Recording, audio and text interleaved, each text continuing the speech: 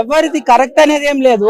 అది బయటకు వచ్చింది కాబట్టి మీరు అంటున్నారు. అలాంటి బోల్డ్ అన్ని వస్తాయి, రోజుకి చాలా ఘటనలు వస్తాయి. కాకపోతే అది ఇప్పుడు మొత్తం స్ప్రెడ్ అయ్యి వైరల్ అయింది కాబట్టి అడుగుతున్నారు.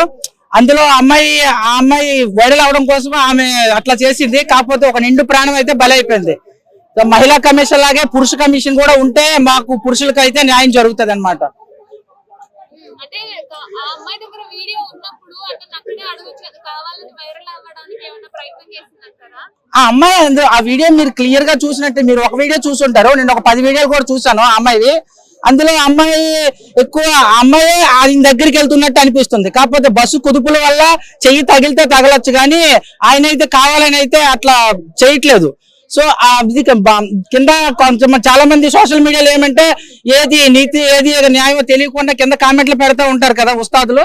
ఆ కామెంట్ల వల్ల అతను సూసైడ్ చేసుకున్నాడు. ఆ కామెంట్లు పెట్టిన వాళ్ళు కూడా అరెస్ట్ చేయాలి. ఆ వీడియో అమ్మాయి తీయడంతో పాటు నవ్వుతా కనిపిస్తా ఉంది అందులో. నిజంగా అదే అమ్మాయికి నిజంగా అక్కడ ఇబ్బంది కలిగి ఉంటే ఆ అమ్మాయి అక్కడే అతన్ని అట్లా చేస్తుంటే చెప్పు తీసుకొట్టచ్చు. కానీ ఆ అమ్మాయి ఏమనుకో వైరల్ అవ్వాలనుకుంది కాబట్టి ఆ అమ్మాయి వైరల్ అయింది. కానీ ఒక నిండు ప్రాణం అయితే బలి అయిపోయింది అనమాట. యాజ్ పర్ లా ఏముంటే అదే చేయాలి. అసలు మహిళలకి ఏం చేసే రైట్స్ ఉన్నాయి? అసలు మహిళలకి అన్ని చట్టాలు వాళ్ళకి అనుకూలంగా ఉంది. ఆమె వెళ్తాది, సైన్ పెడతాది, బయటకు వచ్చేస్తుంది. ఏం జరగదు. కాకపోతే ఒక నిండు ప్రాణం అయితే పోయింది.